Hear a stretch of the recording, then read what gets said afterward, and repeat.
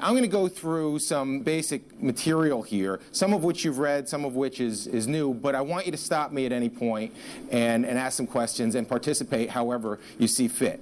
This is not a textbook definition of management. This is one that I think is workable for our particular class at this particular level.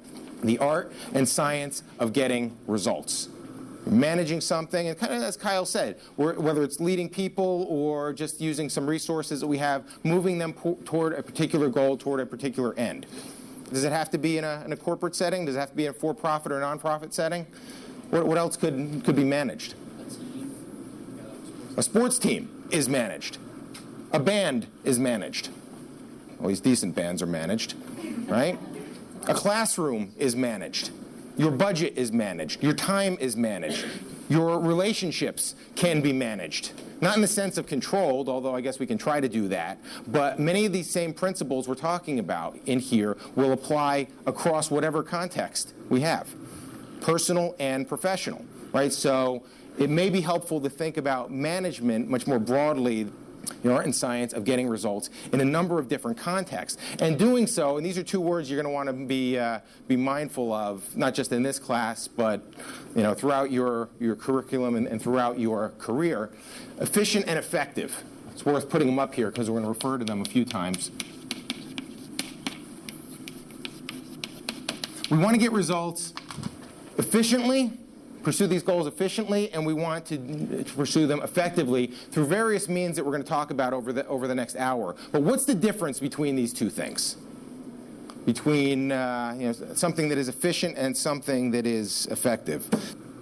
Well, let's start with effective. Effective means you're actually getting the job done. You're getting the results that you wanted to get. I said I was going to get these results, and we actually got these results. We did it effectively, okay? Just as the term implies. Efficiently would mean what? We got those results how?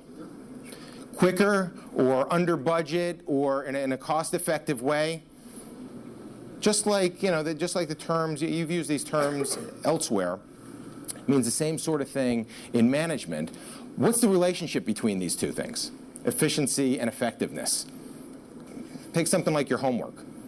You can do it efficiently or you could do it effectively. Is it easy to do it both efficiently and effectively? Like you take the Globus simulation. You guys could be in here on Thursday and be done in 5 minutes, right?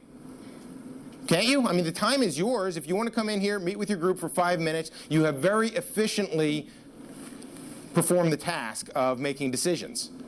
How effective are those? I mean, you could get lucky, but chances are there's a trade-off between efficiency and effectiveness. You could spend no time doing your homework and be done very quickly, but maybe not do it very well. Or, how does it work the other way? Back to you, Emily. If we flip that around? Yeah, if your entire focus is on being as effective as possible in this Globus simulation, and we're going to win this thing no matter what. You will be on this thing 24/7, right? And in fact, we had a team do that last semester. This guy, he was in a team with his roommate, and he'd be up 3, 4 o'clock in the morning still playing with this thing. Oh, dude, I'm making us so much money. You wouldn't believe this, right? Go to sleep, will you? I mean, he was entirely focused on effectiveness at the expense of efficiency.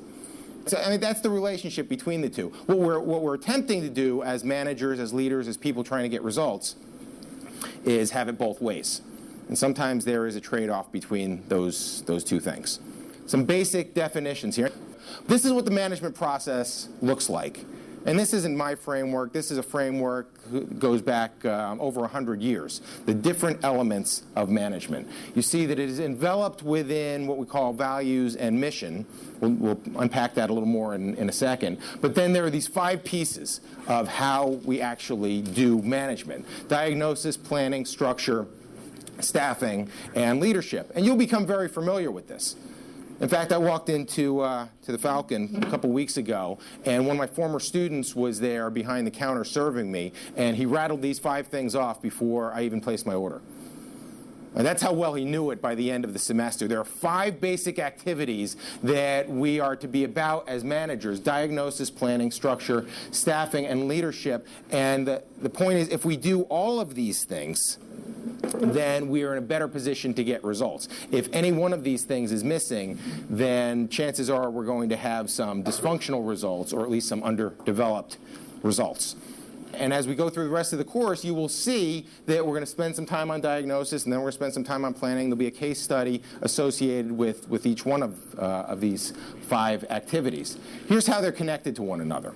This is common sense if you're looking for a plain English way to put it all together. Our values, and we've already talked about this in the class, who we are, the things that we value the most, the things that are our top priorities. Who we are, that's our values. What we're trying to do, that would be our mission. Right? This is why we exist. This is what we are attempting to do. This is our overarching goal. So you can think of values as who we are and mission as what we're going to do. And then the practical part of it, how do you actually get there? What's our method? Well, that's these 5 elements: values, and then mission, and then 5 functional areas. And what we're going to be doing today is talk a little bit about mission statements, and then we will get into this topic of organizational diagnosis and why that actually matters.